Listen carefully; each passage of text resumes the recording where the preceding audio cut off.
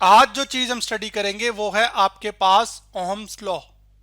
तो Ohm's basically एक scientist था जिसने तीन इलेक्ट्रिकल क्वांटिटीज यानी कि करंट, वोल्टेज और रेजिस्टेंस को रिलेट किया था और इनके बीच में जो रिलेशनशिप है उसको एक्सप्रेस किया। आइए इस चीज को एक एनिमेशन से समझते हैं। ये एनिमेशन मैंने fed.colorado.edu की वेबसाइट से ली है, जिसमें आप देख सकते हैं कि ये कोई एक कंडक्टर है, जैसे कि कोई कॉपर का रॉड। उस कॉपर के जो दोनों किनारे हैं वो काली तारों के साथ जुड़े हुए हैं और ये काली तारें एक आगे बैटरी के साथ मिली हुई हैं। अभी जो ब्लैक ब्लैक डॉट्स आपको इस कॉपर के रॉड में समझने के लिए नजर आ रहे हैं, असल में ये रेजिस्टेंस है, यानी कि ये पार्टिकल्स करंट के फ्लो को रोकेंगे। तो जितने ये ज्यादा होंगे उतना करंट कम फ्लो होगा। जबकि करंट खुद क्या होता है, ये बेसिकली चार्ज का बहाव होता है, यानी कि इलेक्ट्रॉन्स का फ्लो करना एक जगह से दूसरी जगह किसी टाइम ड्यूरेशन के अंदर। अब ये करंट किस वजह से फ्लो करेगा? बैटरी से जो वोल्टेज प्रोवाइड करेंगे। तो इसकी वजह है, मतलब ये है कि वोल्टेज का काम क्या है कि ये फोर्स करेगा चार्जेस को कि वो फ्लो करें एक जगह से दूसरी जगह। तो ओम्स ने बेसिकली ये कहा था कि अगर आप बैटरी का वोल्टेज मुसलसल बढ़ाते जाएंगे तो जो करंट इस कंडक्टर में से यानी कि कॉपर के रॉड में से बह रहा होगा वो मुसलसल बढ़ता जाएगा। जैसे कि यहाँ पर आप देख सकते हैं, अगर अभी 0.1 वोल्टेज है बैटरी से जो आप दे रहे हैं और करंट कितना फ्लो हो रहा है 10 मिली एम्पेयर, जबकि रेजिस्टेंस आपने फिक्स की हुई है इस रॉड की जो कि कितनी है 10 ओम।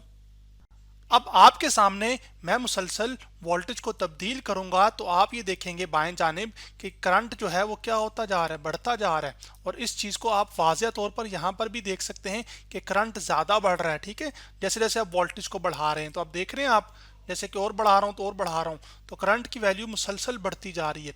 लेकिन जैसे ही मैं वोल्टेज को कम करता जाता हूं तो आप ये देख रहे हैं कि असल में जो करंट बह रहा है इस वायर में से वो क्या होता जा रहा है, वो कम होता जा रहा है। तो फिर हम इन तमाम बातों को यूं कह सकते हैं कि current flowing through a conductor is directly proportional to the voltage applied across it provided temperature remains constant. यानी कि जो करंट फ्लो हो रहा है इस कंडक्टर में से जो कि आई है वो बेसिकली डायरेक्टली प्रोपोर्शनल है किसके, जो बैटरी से आप वोल्टेज दे रहे हैं। बैटरी से वोल्टेज क्या दे रहे हैं आप, वी। इसका मतलब ये होगा कि जितना बैटरी से आप वोल्टेज बढ़ाएंगे करंट भी उतना ज़्यादा बहेगा, और जितना बैटरी का वोल्टेज आप कम करते जाएंगे करंट भी उतना कम बहेगा इस रॉड में से।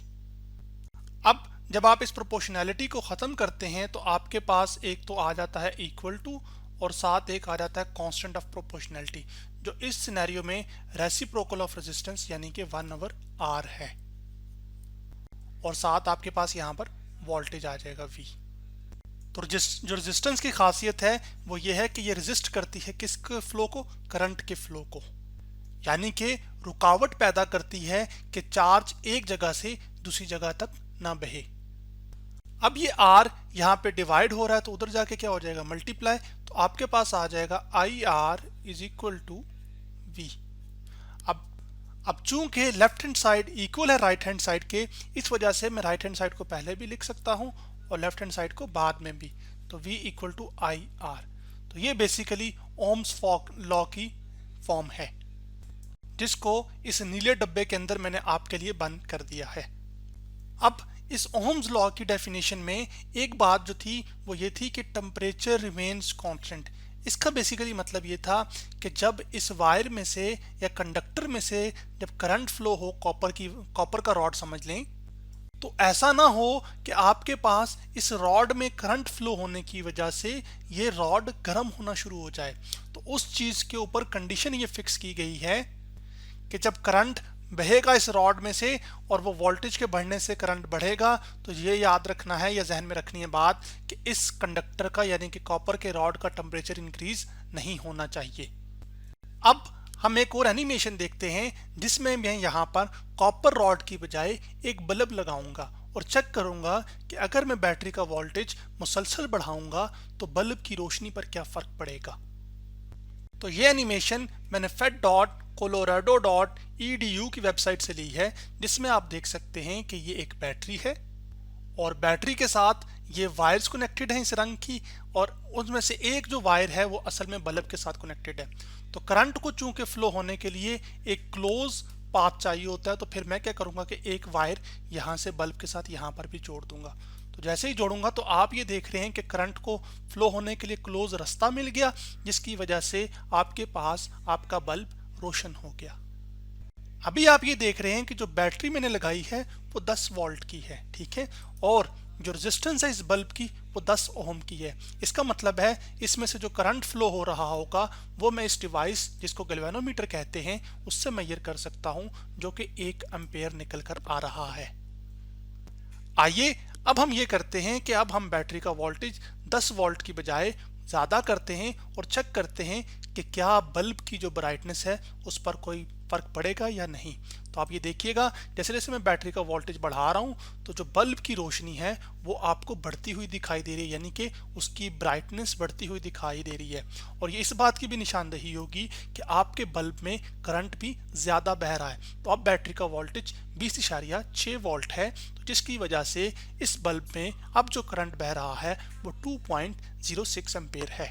यानी कि बैटरी का वोल्टेज बढ़ाने से जो इस बल्ब में करंट बह रहा है वो ज़्यादा है, और वो ज़्यादा करंट का बहाव आप यहाँ पर इस एनिमेशन में ये जो लाल लाल तीर हैं जो कि चार्ज के फ्लो को बता रहे हैं, असल में इसकी स्पीड से भी देख सकते हैं कि अब ज़्यादा चार्ज फ्लो कर रहा है, ठीक है, और अगर तेज़ी के साथ फ्लो कर रहा है। अब अगर मैं और तेज़ करूँगा, वोल्टेज ज़्यादा बढ़ाऊंगा जैसे कि ये, तो आप देख रहे हैं कि चार्ज की स्पीड और ज़्यादा हो रही है, ठीक है। तो अब अगर हम दोबारा ओम्स लॉ की फॉर्म देखें जो कि ये थी I प्रोपोर्शनल टू V, इसमें आपके जो कंट्रोल में चीज है वो वोल्टेज है बैटरी का, जिसको आप बार बार तब्दील कर सकते हैं। इसका मतलब है वोल्टेज एक इंडिपेंडेंट क्वांटिटी है, और वोल्टेज के तब्दील होने से क्या तब्दील हो रहा है, करंट। इसका मतलब है कि करंट वोल्टेज पे डिपेंड कर रहा है, तो फिर करंट एक डिपेंडेंट क्वांटिटी है। तो जब भी आपके पास एक इंडिपेंडेंट क्वांटिटी हो और एक डिपेंडेंट क्वांटिटी हो तो आप उनके बीच में एक ग्राफ ड्रॉ कर सकते हैं। तो अब हम ये देखते हैं कि करंट और वोल्टेज का जो ग्राफ है वो हमें किस चीज के बारे में इंफॉर्मेशन देगा। अब ये आपके पास एक ग्राफ है जिसमें आपके पास हॉरिजॉन्टल एक्सिस के ऊपर वोल्टेज को प्लॉट किया गया है, जबकि वर्टिकल एक्सिस के ऊपर करंट को दिखाया जा रहा है। हॉरिजॉन्टल एक्सिस पे वोल्टेज को क्यों रखा गया है, क्योंकि वोल्टेज एक इंडिपेंडेंट क्वांटिटी है जबकि करंट एक डिपेंडेंट क्वांटिटी है, इस वजह से उसको वर्टिकल एक्सिस पे रखा गया है। अब हम अपनी एनिमेशन से रीडिंग लेंगे और उन रीडिंग्स को इस ग्राफ के ऊपर पॉइंट करते जाएंगे, यानी कि मेंशन करते जाएंगे। तो उसी एनिमेशन पे मैं दोबारा वापस आ गया हूँ। जब बैटरी का वोल्टेज 10 वोल्ट है और इस बल्ब की रेजिस्टेंस अभी कितनी है उसको खैर छोड़ देते हैं अभी हम। जब आप बैटरी का वोल्टेज 10 वोल्ट दे रहे हैं तो आप ये देखेंगे कि जो इसमें से करंट फ्लो हो रहा है बल्ब में से वो कितना है, 1 एम्पियर। तो मैं ग्राफ के ऊपर ये रीडिंग लिख लेता हूँ। तो आपके पास इस ग्राफ के ऊपर 10 वोल्टेज के बैटरी के वोल्टेज के ऊपर जो करंट फ्लो हो रहा है वो कितना है, 1 एम्पियर। तो आप यहाँ पर एक पॉइंट मार्क कर लेंगे। दोबारा अब मैं क्या करता हूँ कि बैटरी का वोल्टेज बढ़ाता हूँ, उसको 20 पे लेकर जाता हूँ। तो जैसे कि मैंने बैटरी का वोल्टेज 20 वोल्ट कर दिया है, तो अब जो करंट फ्लो हो रहा है वो कितना है, 2 एम्पियर। तो 20 वोल्ट के वोल्टेज के ऊपर 2 एम्पियर करंट फ्लो हो रहा है, तो मैं उस पॉइंट को यहाँ पर मार्क कर लेता हूँ इस डॉट से। इसी तरह ये सेम सिनेरियो रिपीट करता हूँ, लेकिन बैटरी का वोल्टेज अब मैं 30 वोल्ट करता हूँ, जो कि मैं आपको करके दिखा देता हूँ। जैसे कि बैटरी का वोल्टेज 30 वोल्ट हुआ है सॉरी, तो जो करंट फ्लो हो रहा है वो कितना है, 3 एम्पियर। तो 30 वोल्ट के वोल्टेज पर जो करंट फ्लो हो रहा है वो 3 एम्पियर है। इसी तरह 40 वोल्ट के वोल्टेज पर भी कितना होगा, वो फिर 4 एम्पियर होगा। तो अगर आप इन तमाम पॉइंट्स को ज्वाइन करें तो आप ये ऑब्जर्व करेंगे कि ये जो करंट और वोल्टेज का ग्राफ आ रहा है बेसिकली वो एक स्ट्रेट लाइन आ रहा है। अब अगला सवाल ये है कि ये जो आपके पास करंट और वोल्टेज का ग्राफ है ये स्ट्रेट लाइन है, तो इसकी जो स्लोप है यानी कि इसकी जो ढलवान है वो किस चीज के बारे में इंफॉर्मेशन देगी। तो स्लोप बेसिकली होती है change in y axis divide by change in x axis. अब हमारे सिनेरियो में जो आपके पास स्लोप है वो बेसिकली वाई एक्सिस में क्या तब्दीली आ रही है, करंट के अंदर।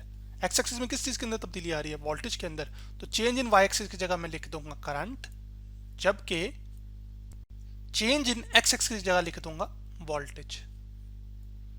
तो अगर मैं एक स्लाइड पीछे जाऊं तो ये जो करंट डिवाइड बाय वोल्टेज है वो आपको पता लग जाएगा कि किस चीज़ के इक्वल है। तो अगर आप इस स्लाइड पे वापस आएँ तो यहाँ पर ये वोल्टेज मल्टीप्लाई हो रहा है तो उधर जाके डिवाइड हो जाएगा। तो I डिवाइड बाई V किसके इक्वल आ जाएगा? 1/R के, यानी कि रेसिप्रोकल ऑफ रेजिस्टेंस के। तो इसका मतलब ये हुआ कि करंट और वोल्टेज का जो ग्राफ है उसकी स्लोप आपको रेसिप्रोकल ऑफ रेजिस्टेंस के बारे में इंफॉर्मेशन देगी, यानी कि 1/R equal to current divide by voltage. अब किसी लाइन की स्लोप करंट और वोल्टेज ग्राफ में ज्यादा हो सकती है और किसी की कम। जैसे कि मैं आपके पास एक ये लाइन ड्रॉ करता हूं, स्ट्रेट लाइन ही है, ये भी ठीक है, जैसे कि ये वाली। इसके बरअक्स मैं एक और लाइन ड्रॉ करता हूं जो कि करंट और वोल्टेज के ग्राफ के ऊपर ही है, लेकिन वो यूं है, जो कि ग्रीन से रिप्रेजेंट हो रही है। अब ये जो ग्रीन लाइन है इसकी ढलवान यानी कि स्लोप मुख्तलिफ है और इस लाइन की स्लोप भी मुख्तलिफ है। अब खास फर्क क्या है उसको देखिए। जब बैटरी का वोल्टेज 10 वोल्ट है तो ये जो ये जो ग्रीन वाला कर्व है उसके ऊपर अगर आप देखें, यानी कि ग्रीन वाली जो लाइन है उसके ऊपर देखें कि जो 10 वोल्ट का वोल्टेज है उस पर करंट तकरीबन 0.5 यानी कि आधा एम्पेयर फ्लो हो रहा है। जबकि इसी 10 वोल्टेज के लिए ये जो आपके पास पिंक लाइन है इसके ऊपर आप ये अगर देखें ये पॉइंट, तो आप ये देखेंगे कि 2 एम्पेयर का करंट फ्लो हो रहा है। सिमिलरली ग्रीन लाइन के लिए 20 वोल्ट के वोल्टेज पे जो करंट फ्लो हो रहा है वो तकरीबन 1 एम्पेयर है, सॉरी। जबकि 20 वोल्ट के ऊपर ये जो आपके पास पिंक लाइन है इसके लिए जो करंट फ्लो हो रहा है वो 4 एम्पेयर है। अब सेम वोल्टेजेस के लिए ग्रीन लाइन में करंट के अंदर तब्दीली कम है, जबकि इस जो आपके पास पिंक कलर है इसमें ज्यादा है। इसका मतलब ये हुआ कि इस लाइन की स्लोप ज्यादा है जबकि इस लाइन की स्लोप कम है। तो चलें मैं यहां पर लिख भी देता हूं कि जो पिंक लाइन है उसकी स्लोप क्या है? लार्जर है। तो करंट और वोल्टेज के ग्राफ में जिस भी लाइन की स्लोप ज्यादा होगी असल में उसकी रेजिस्टेंस कम होगी। तो फिर मैं लिख सकता हूं लेस रेजिस्टेंस। इसी वजह से 10 वोल्ट के ऊपर इधर 2 एम्पेयर का करंट फ्लो हो रहा है, जबकि यहां पर ये 0.5 एम्पेयर फ्लो हो रहा है। तो लेस रेजिस्टेंस पे करंट क्या फ्लो हो रहा है? High current. अब यही जो तरीकेकार मैंने यहां पर बताया है इसी चीज को अब मैं ग्रीन लाइन के लिए लिखूंगा। तो जो आपके पास ये ग्रीन स्ट्रेट लाइन है करंट और वोल्टेज के ग्राफ के ऊपर, ये रिप्रेजेंट कर रही है स्मॉलर स्लोप को, और स्लोप चूंकि 1/R है इसका मतलब ये होगा कि जितनी स्मॉलर स्लोप होगी असल में उतनी लार्जर रेजिस्टेंस होगी। तो ये बात भी मैं यहां पर लिख देता हूं, लार्जर रेजिस्टेंस। अब जब रेजिस्टेंस ज्यादा होगी यानी कि ज्यादा रुकावट होगी कि चार्ज फ्लो ना करे, इस वजह से करंट फिर लेस होगा, यानी कि लेस करंट। तो आज हमने क्या स्टडी किया कि हमने ओम्स लॉ के बारे में जाना।